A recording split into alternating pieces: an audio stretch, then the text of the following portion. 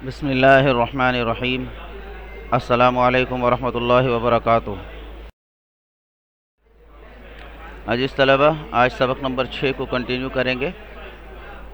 سبق کا عنوان اصغری لڑکیوں کا مکتب بٹھایا، مصنف ڈپٹی نذیر احمد۔ آج کی ہماری سرگرمیاں سبق کی بلند خوانی اور اس کی وضاحت کی جائے گی انشاءاللہ، اور مشکل الفاظ کے معنی بتائے جائیں گے۔ لرننگ آبجیکٹیوز: درست تلفظ کے ساتھ اردو پڑھ سکنا اور نت نئے الفاظ کا ذخیرہ کر کے اپنی گفتگو میں استعمال کر سکنا۔ سبق کا پہلا حصہ بلند خوانی۔ سبق کی بلند خوانی شروع کی جا رہی ہے۔ اصغری نے لڑکیوں کا مکتب بٹھایا۔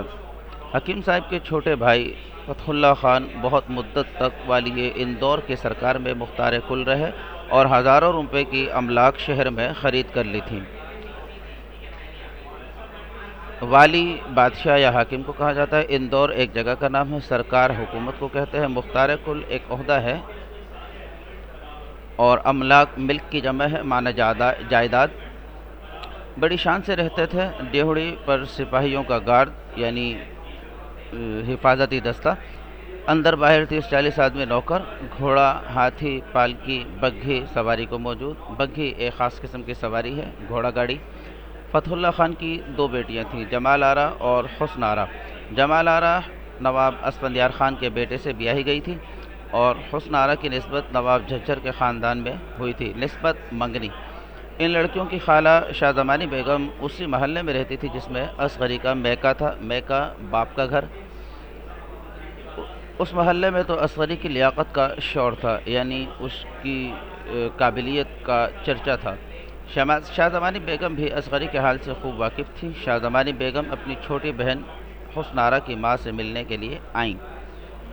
دنیا کا دستور ہے کہ کوئی فرد بشر رنج سے خالی نہیں۔ رنج، مصیبت، پریشانی، اگر ہر طرف سے خوشی ہی خوشی ہو تو انسان خدا کو بھول کر بھی یاد نہ کرے۔ شاہ زمانی کی چھوٹی بہن سلطانہ کو دنیا کے سب عیش میسر تھے، یعنی ہر قسم کی نعمت ان کے پاس تھی، لیکن لڑکیوں کی طرف سے رنجیدہ خاطر رہا کرتی تھی، بہت پریشان رہا کرتی تھی۔ حسن آرا کے مزاج کی افتاد ایسی بری پڑی تھی کہ اپنے ہی گھر میں سب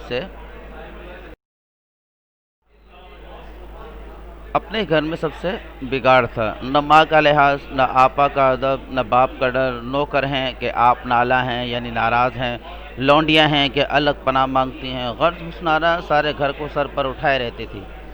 شاہ زمانی بیگم کے آنے سے چاہیے تھا کہ بڑی خالہ سمجھ کر حسن آرا گھڑی 2 گھڑی کو چپ ہو کر بیٹھ جاتی۔ کیا ذکر، شاہ زمانی بیگم کو پالکی سے اتری دیر نہ ہوئی تھی کہ لگاتار 2-3 فریادیں آئیں کہ بیگم صاحب دیکھیے، چھوٹی صاحبزادی نے میری نئی اوڑھنی لیر لیر کر ڈالی، مجھے کون بنا کر دے گا؟ گلاب بلبلا اٹھی کہ ہائے میرا کان خونا خون ہو گیا۔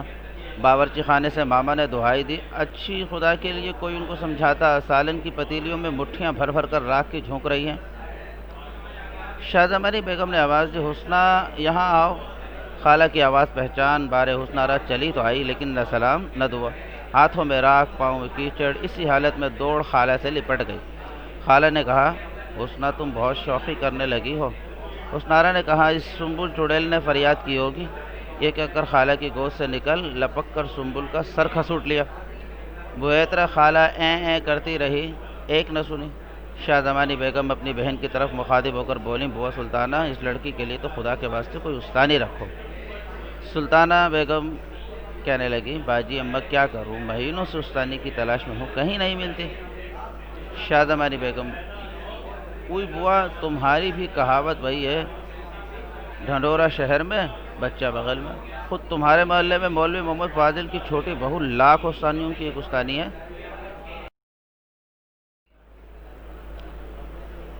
سلطانہ، مجھ کو آج تک اطلاع نہیں، دیکھو میں آدمی بھیجتی ہوں۔ یہ کہہ کر اپنے گھر کی داروغہ کو بلایا کہ مانی جی، کوئی مولوی صاحب اس محلے میں رہتے ہیں، باجی اماں کہتی ہیں ان کی چھوٹی بہو بہت پڑھی لکھی ہیں، دیکھو اگر استانی گیری کی نوکری کریں تو ان کو بلا لاؤ۔ مانی جی مولوی صاحب کے گھر آئیں، محمد کامل کی ماں سے صاف سلامت ہوئی۔ مانی جی، تمہاری چھوٹی بہو کہاں ہے؟ محمد کامل کی ماں، کوٹھے پر ہیں۔ مانی جی، میں ان کے پاس اوپر جاؤں گی۔ دیانت النساء، بہو صاحب یہیں آ جائیں گی۔ तमीज़दार बहू के नीचे उतरने का वक्त आ गया था, क्योंकि असर की नमाज़ पढ़कर असगरी नीचे उतर आती थी और मगरिब और इशा दोनों नमाज़ें पढ़ा करती थी। असगरी को मानी जी ने देखा तो बातों ही बातों में इतना कहा कि बेगम साहब को अपनी छोटी लड़की की तालीम कराना मंजूर है। बड़ी बेगम साहब ने आपका जिक्र किया तो बेगम साहब ने मुझको भेजा। असगरी: दोनों बेगम साहबों को मेरी तरफ से बहुत सलाम कहना। मेरा जी बहुत चाहता है कि बेगम साहब की लड़कियों को पढ़ाऊं, लेकिन क्या करूं, न तो बेगम साहब लड़की को यहाँ भेजेंगी और न उनके घर मेरा जाना हो सकता है। मानी जी ने तनख्वाह का तो नाम न लिया, लेकिन दबी ज़बान से इतना कहा कि बेगम साहब हर तरह से खर्च पात की जिम्मेदारी करने को मौजूद हैं।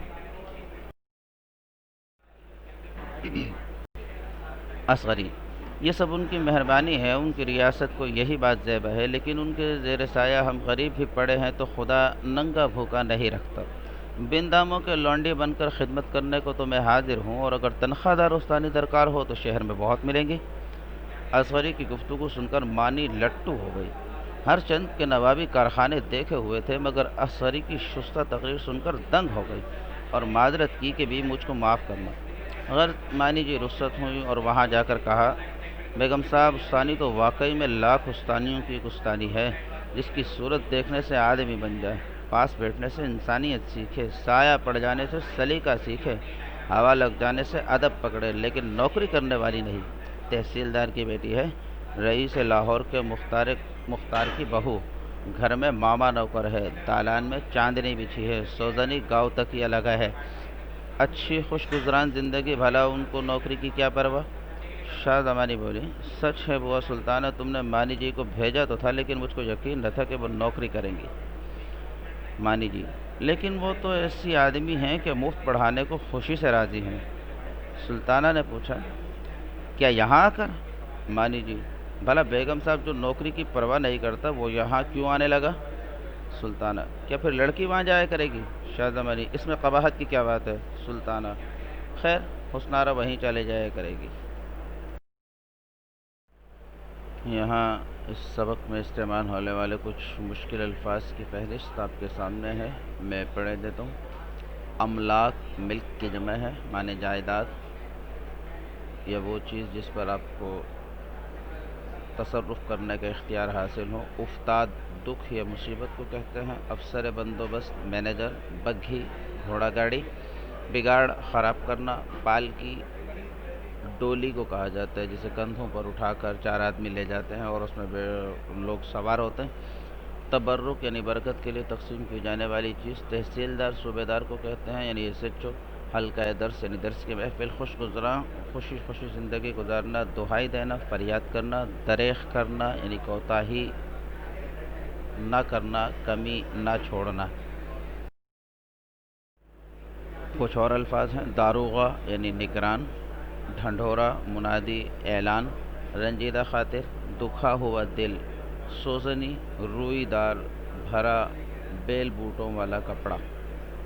दालान बड़ा और लंबा कमरा जिसमें दर हों यानी दरवाजे हों। सरखा सूटना यानी सर के बाल नोचना। शौखी शरारत। शुस्ता साफ़ और उम्दा यानी शुस्ता तकरीर, साफ़ और उम्दा गुफ्तगू। फ़र्द बशर कोई भी इंसान, कोई आदमी। कबाहत कोई ख़राबी या बुराई। क़ाब थाली को कहते हैं। कोठा यानी ऊपर वाला कमरा। कारखाना यानी घरेलू मामलात। घर सर पर उठाने यानी बहुत शोरगुल करना, उधम मचाना, हंगामा करना। कुछ और अल्फाज हैं। लौंडियाँ यानी ग़ुलाम यानी औरतें जो ग़ुलाम हों, और नौकरानी। लट्टू होना, किसी पर आशिक हो जाना। फरिफ्ता हो जाना यानी किसी पर मर मिटना। लीर लीर करना, टुकड़े टुकड़े कर देना। मकतब बिठाना यानी स्कूल शुरू करना। मुँह होना यानी कोई हैसियत होना। मकदूर भर, ज़र्रा बराबर या हत्तल इम्कान। मुतलक जो पाबंद ना हो यानी आज़ाद। मुख्तार कुल एक ओहदा है यानी मालिक। मैका माँ का घराना। मुयस्सर किसी चीज़ का हासिल होना यानी सहूलत हासिल होना। वाली हाकिम या बादशाह को कहते हैं। ड्योहड़ी वो हिस्सा मकान का जिसमें बैरूनी दरवाज़ा खुलता हो, यानी बाहर का जो मेन गेट होता है उसके बाद जो हिस्सा होता है उसे ड्योहड़ी कहा जाता है। गार्ड सिपाहियों का दस्ता जो हिफाजत के लिए हो, गार्ड यानी। ساتھ ہی ہمارا آج کا سبق ختم ہوا، بلند خوانی کی گئی الحمدللہ، اور مشکل الفاظ کے معانی بھی بتائے گئے۔ اور آج کا آپ کا ہوم ورک یہ ہے کہ سبق کو بغور پڑھیے تاکہ اس کا خلاصہ نکالنے میں آپ کو آسانی ہو، اور مشکل سوالات حل کرنے کی کوشش کیجیے۔ اور ایک اور کام یہ کہ آپ کی ایکسرسائز میں جملے دیے گئے ہیں تو جملے بنانے کی کوشش کیجیے۔ جزاک اللہ خیرہ، السلام علیکم ورحمۃ اللہ وبرکاتہ۔